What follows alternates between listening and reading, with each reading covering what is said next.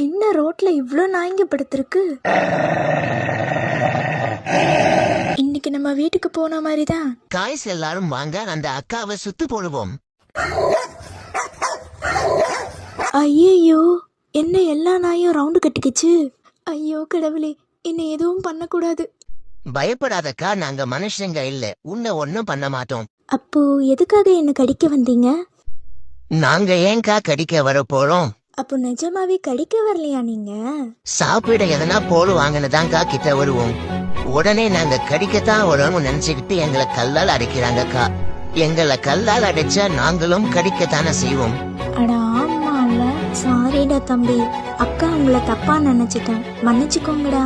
இனிமேல் எங்களை மாதிரி யாரனா பாத்தீங்கன்னா உங்களால முடிஞ்சதை வாங்கி போடுங்க அக்கா. இனிமேல் ரோட்ல உங்களை மாதிரி யாரன்னா பார்த்தா என்னால முடிஞ்சதை வாங்கி போடுவேன். 2 பேரு அக்கா கூடவே